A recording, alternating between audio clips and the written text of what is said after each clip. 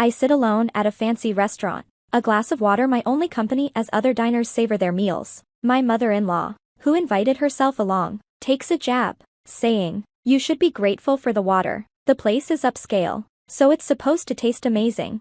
I'm Chloe, 37, and I've been grinding away in sales since graduating college. My parents' constant nagging about marriage led me to reluctantly join a matchmaking service. Eventually, I married Ricky, who's 5 years younger, just as I thought this would satisfy my parents. We faced an unexpected challenge. Ricky's company collapsed due to the economic downturn. Thankfully, my job provides enough to keep us afloat, so I encouraged Ricky to stay home and handle the household until he found new work. Though his housework skills left much to be desired, I appreciated having someone at home while I covered the bills.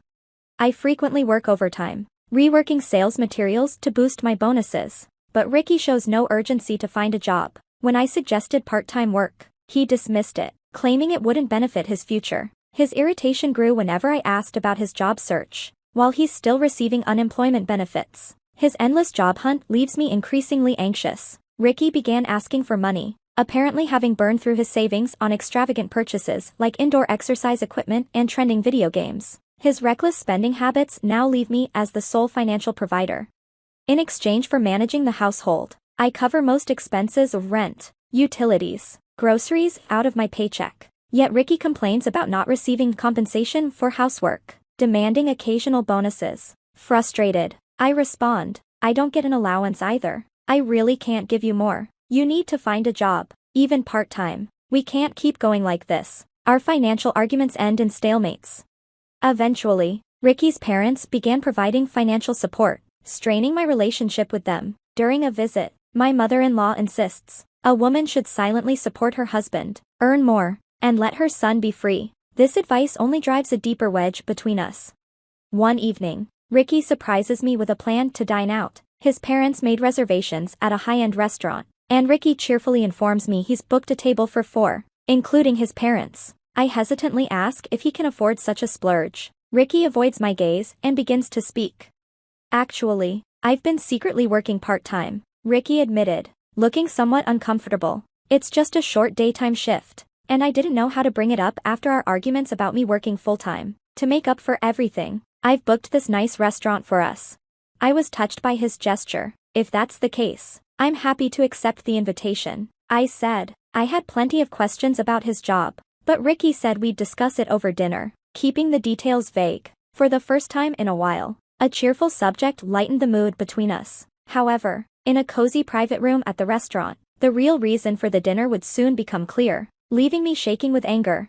From the moment we arrived, something felt off. The restaurant staff looked mildly surprised to see us and exchanged whispers with my mother-in-law, who led us to a private room with a forced smile. She directed everyone to their seats, as always placing me closest to the entrance, a family rule I followed without question. As the first dish was served, things started to feel even stranger. The waiter hesitated, looking uneasy as he entered the room. My mother-in-law waved her hand elegantly, saying, "He'll go first, then me, followed by our son. I'm excited to see the courses." The waiter proceeded to serve the dishes in that order: father-in-law, mother-in-law, Ricky. As they explained each course, I realized that my meal hadn't arrived. I decided to speak up once the waiter finished his explanations. "Excuse me, I haven't received my food yet," I said, noting that all I had was the water my mother-in-law had provided. "Water will be fine for her," she said dismissively. The waiter's eyes widened in surprise, but before he could respond, my mother-in-law interrupted with a laugh. "Oh, Flo, you're so bold. A daughter-in-law is practically a stranger in the family. You think it's acceptable to crash our family dinner and then demand a meal? Water is more than enough for someone as rude and clueless as you. And this is fancy water from a fancy restaurant. You should appreciate it." While I had no problem with just having water, this was beyond disrespectful. My mother-in-law then ushered the flustered waiter toward the door, adding insult to injury. "Charge $1,000 for that water. It's not every day you get to drink water at such a fine place, so consider it a bargain for your time in this lovely room. Take as long as you need until we're done eating." A surge of anger bubbled up inside me. I looked at Ricky, hoping he would intervene, but he continued eating without a word. My father-in-law, too, sipped his drink as if nothing was happening. It was clear to me now, they had planned to stick me with the bill from the start. I felt utterly defeated. I had been genuinely happy when Ricky got a part-time job and promised to treat me with his salary, but it was all a deception to lure me into this harassment. Frustration replaced my anger, and I decided it wasn't worth the fight. Fine, I said. I'll pay for the water and leave. Please enjoy your family time. As I left the room to settle the bill, their crude laughter echoed down the hallway. The observant waiter, noticing my departure, offered to prepare other dishes since he couldn't serve the pre-ordered meal. I thanked him but insisted I would only pay for the water and leave. He then informed me that the water was complimentary, so I promptly exited the restaurant. Ricky's behavior had cemented my decision to divorce him. He had been jobless for months, barely attending interviews. When he realized there was no more money to be had, he conspired with his parents to shift the blame onto me. The harassment I endured that night was the final straw. I no longer felt any affection for him and knew I couldn't stay married to him. Upon returning home, I began packing with the intention of leaving everything behind. I was determined to start a new life free of Ricky. Our home was cluttered with his hobbies, and I didn't have much of my own. Since Ricky's business failed, I had been saving every penny, uncertain of how long our financial strain would last. I grabbed the large suitcase I had used for college travels and headed to a hotel for the night. The next morning, I felt incredibly refreshed as I enjoyed a hotel breakfast before heading to work. It had been ages since I had savored a meal like this. I usually made do with a slice of toast due to my tight budget. I was impressed with the improved quality of hotel services. On my way to work, I stopped by the city office to pick up divorce papers from the after-hours window. Although only my part was filled out, my spirits were surprisingly high. It seemed that the decision to divorce had revealed just how unhappy I had been in the marriage. Shortly after arriving at the office and starting work, I noticed a commotion in the neighboring department. As I chatted with a colleague, the noise grew louder and closer until it reached our department. "Hey, CH, get out here. You think you can just run away because you didn't come home? Mom and Dad said they'll forgive you if you come out and apologize." I stood up, stunned. I couldn't believe Ricky and my in-laws were actually at the entrance of my office. Their faces grew even more hostile as they saw me, and they approached directly. My mother-in-law thrust the receipt from last night's dinner at me. "I told you to pay $1,000 for the water, didn't I? You, the wife of my son, have set a trap for us. What a disgrace," my mother-in-law shouted, her voice echoing in the office.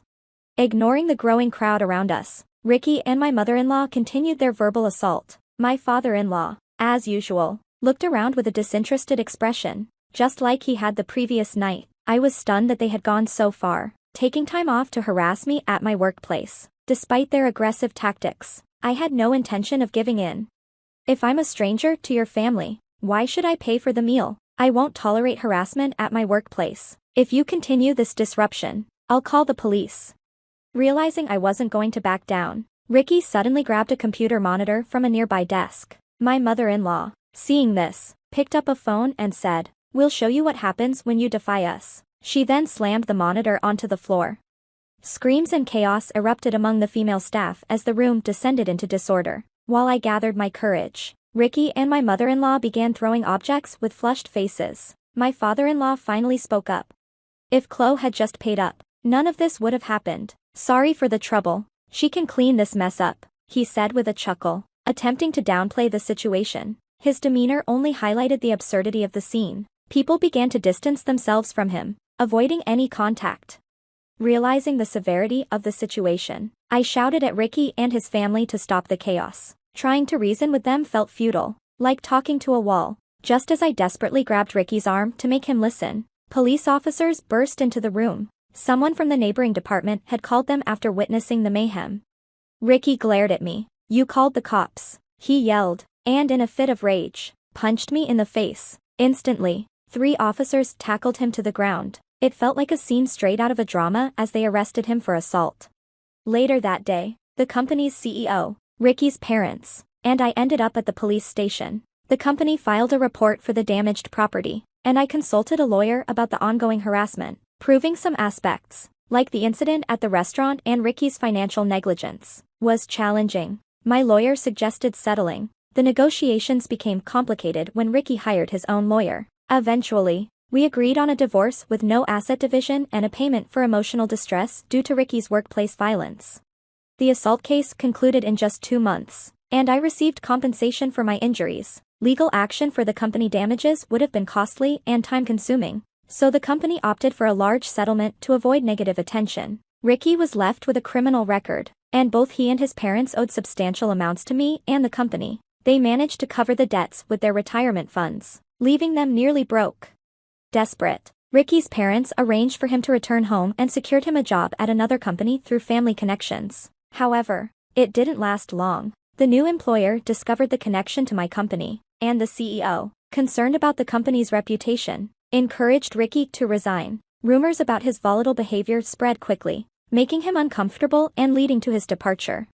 Ricky moved back home and quit his new job, causing neighborhood rumors that eventually reached my mother's workplace. The story of his criminal past and the harassment scandal became well known. As a result, both of my in-laws faced criticism and were fired from their jobs, despite being close to retirement. They reached out for help through a lawyer, but I told them I no longer needed any reports. I realized there was no need to rush into marriage. And thankfully, my parents have stopped pushing me to get married. They might feel guilty about the incident, but they haven't mentioned it since. I feel for my parents, but it's for the best. Now, I'm focusing on contributing to my company, enjoying new projects, and experiencing the most fulfilling days of my life.